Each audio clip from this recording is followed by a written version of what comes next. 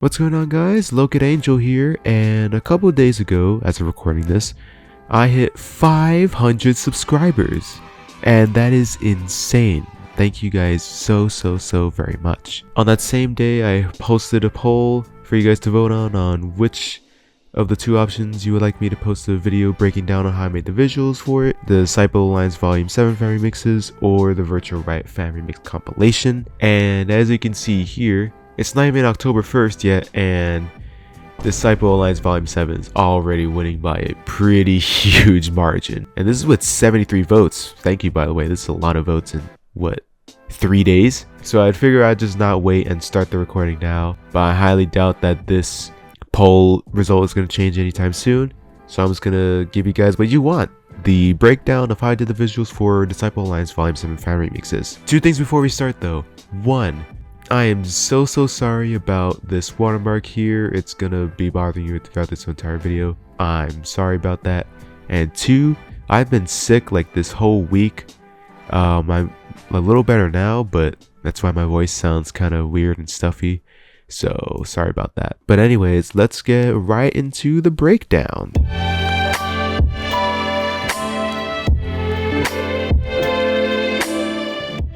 First thing we do is go and head over into After Effects, where like 90% of this was done. If you look at this main comp here, which is just a trailer, it's a lot of layers, like 55 to be exact. And these are all condensed. These are all separate sequences in this main comp sequence. So I'm gonna break down what's all happening in here. First of all, you have the audio trailer, which I made in Premiere with everyone's tracks by myself. And then we have the background here. So this is just a little layering on some clouds and stuff with a very plain blue sky background I did on my phone. And this one is just the clouds, like more pronunciated and on a separate layer. And they, throughout the trailer, they rotate, so you can't see it on this preview window. But if you look down here and set your rotation keyframe to this, and I set it to rotate for the whole trailer, or at least I thought, because I noticed this yesterday. I looked back on the trailer and the rotation just stops right here in abilities part of the trailer, and now it annoys me. But before that, you can see it slightly moving and rotating in the back, and it's just kind of a neat detail. So that's what's going on in this area down here. This adjustment layer is just transforming what happens with the background. And I press the U key to show all the keyframes. This looks like a lot, but I will explain my process through making this, because it kind of very haphazardly happened out of nowhere, and I'm surprised it worked. But yeah, I'll explain what all of this is. The other stuff we have showing up here is this sequence. All the fellas I will be showing later, but the main thing I want to show for this intro is the text and actual like zoom in effects. So for this whole main layer, there is a camera. And what this camera does is it allows like a pseudo 3D environment to happen. So you have this camera, and then you can set any layer to be quote unquote 3D. That explains a lot of how other stuff works later. I don't even know why I mentioned that right now though, because these texts are actually not 3D at all. So let me take off this adjustment layer, which is blocking most of what you see. So this is the very beginning, and this is actually what it looks like without this adjustment layer. It just does that. So let's see what this is. We have, oh, this is just the backup text in case I messed anything up, so we can just look at that for now. This is just the normal text, the supple, not official. The font is Mejoris. You got 50 pixel font. It is italicized, and you got like no stroke, no nothing going on. It's very bare bones. But you go from this to a whole movement like that. How does that work? Well, you get one of my favorite effects into using AE now, shatter. Usually when you put the shadow effect in, it does this. You know, it breaks kind of like whatever material you want. So you're like, psh. But what you do is you go to shape and you change this pattern to custom, and then the custom shadow map to whatever layer this is. So it's layer 11. It's in the same text. So now the pattern is the text itself. Now that looks really weird. It's like a bunch of dust sprinkling out. But you go over your force 1 and you change all of these values to 0. So that way it doesn't break. And now it's stationary. So what you can do then is you go down to your camera position. And now you can rotate this as if it was a 3D object. See, look at that. But now, even with this quarter quality, because I don't want to have to render it in full every single time, that looks weird. Why is there scale lines? Well, we can fix that by going to textures, going to the side mode here and switching to color, and then change this color to whatever. But you'll notice that it's set on white, but this is gray. Why? Well, you go down to lighting, and it's on distance source right now, so there's a light somewhere in the comp that's supposed to be acting like an actual pointed light. Go over, switch that to first comp light, and switch this ambient light to 1, and that makes everything consistent no matter what the angle. Now you can go back, go to textures, and change this color to like a gray maybe, or you want to do something wacky like a blue. It'll look like that, and you can go over to this and rotate it however you want to make it look all oh that was weird. But yeah, so you do that technique to get your rotation and whatever, and then from there you can animate your text.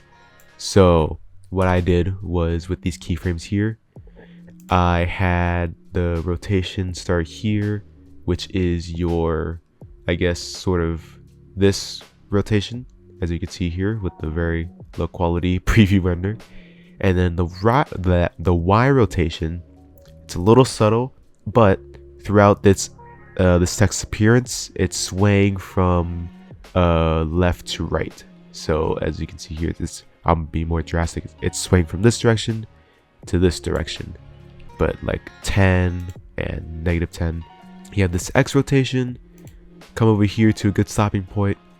Go over here to enable your graph modeling, and then you can see exactly how fast the point is going. You can ease this in or out however much you want. I ended up with this, which I thought was fine for the trailer. It's not too exaggeratory, which is good. And then from here it swides back in that way. But as you can see, it just kind of sits there and then goes away. How did I get to this thing where it's like whoosh? So what you do with that is, after you get your shatter, you go to your transform. This transform layer allows bigger scaling without crashing your AE. So same thing, go and start with a bigger number, so it's zooming like closer to the camera-esque. Then go here to a stopping point where you want it to stop in the middle, 100, and then go to your end point to make it 0, and you can ease in or out however you see fit. And now it's doing this. And then same thing for this text up here. The transform is starting more intensely on here, but same idea, just different text. And then you'll also notice that detail too, this shine. That one's really easy. All you gotta do, put in CC light sweep. Now you can change these settings to however you would think looks best. These are what I had for the text. Right before it stops and right before it starts going, I start my positioning. So what this actually is just telling where this light beam to go. So this is the position, and that's, you can see the angle it's at. So I started it, what was it, right here, and then I ended it at this position over there. And I have no easing on this or anything. I just make it very consistent to give it that shine effect. And yep, that's what that is. And then on top of all that, we have this adjustment layer here, which is just optics compensation and a bunch of other stuff for later. But right now it's just optics. So optics compensation really carries a lot of my visual work now for AE. You take this value, crank it up all the way to 180, toggle on this reverse lens, and then just go to another point, set it to 0, and that's how you get that like camera zoom fisheye thing. And that's why I also didn't have to set this text to be all the way at front facing the camera, because I have this to kind of hide that. So that's what that intro is. So now you kind of get how the text was made. Arguably the biggest thing that I'm assuming most of you want to get the ins and outs of is this. All of these people and how I organized it with the camera movements and everything. Now we're gonna get into that. So after the text goes away, you've probably seen my trailer, you know what happens. The text goes away and then everyone starts coming into frame with the shadow and the tint, black and white, and the blurriness. How does that work? This is where this camera comes in. There's actually nothing happening on this camera. Oh, nope, I lied. There is a little constant movement with this camera from here to here. And that's when you'll notice it stops zooming out. So what you do is you go to any layer or shape and you set it to 3D, and then you can use this camera and adjust its position values to change what it looks like. So I could have done even further out if I wanted to, but I thought right here was about good. This camera doesn't actually switch at all. It doesn't rotate or anything. How does that work? I thought you had to do the camera rotate stuff. Well, if you do rotate it with this camera, it goes all cattywampus sometimes. And I wanted it to be consistent and not have to worry about, oh, what? Like, see, look at that. If I wanted to tilt it up, whoa, that's really weird. So what did I do? Well, on the sequence itself, moved it and rotated it to whoever I saw fit. So position completely normal, and then rotated to laser blue here, and with the position centered as best as I could. You'll notice that the background also is consistent in this pattern too. That's because all I did was, with this adjustment layer, I put a transform effect, and as soon as I was done with all the movements on this layer for the whole trailer, I copy and pasted everything into here, so that way the camera movements would be pretty much identical to with what was happening with the fellas layer. So if the fellas layer would turn 30 degrees, the background would turn 30 degrees, because I copy and pasted all the keyframes. So it looks consistent in its movement like that. Also, with these are also 3D, so any movements I had on the camera affected this, which you'll see later with all of these. What you do is, if you want this to be the background in 3D, you'll have this value here in position. Usually when you hit not in 3D, you only have 2 values, but when you're in 3D, you have this extra value for the position. This shows how forward or how close it is going to be to the camera. So let's say I went really close. You see it's zooming in the back there. So that's what the cloud layer is in front, and then the cloud, or the main background portion, is all the way back there. But again, if you really want to, you could bring this up. If you go to all the fellas here and do this, you can see this also changes their zoom in and stuff. So that's what all the 3D, quote unquote 3D trickery is. So here we go. We have this zooming in with these keyframes, and then the position and rotation change with these layers down here. Now let's look into what this layer is. All the fellas, with all of the fellas. Boom. Oh, okay. Here it is. This is literally every single person involved in this comp, but with their animations and whatnot tied in. Here's what's going on. You can actually see that if you look very hard, you can see everyone kind of distinctly. You got Tippy here, Gaddy here, Possum here, Craft there, Cormine right here. you can see them. First of all, let's turn everything off so you can see what's happening. You got laser blue in the corner right here, and all of these are actually 3D as well. So I can put one in front of the other like this. So now he's behind, I'm pretty sure that's SQ if I remember correctly. SQ up there. I can put him in front again. That's how I position them. First effect, the tint.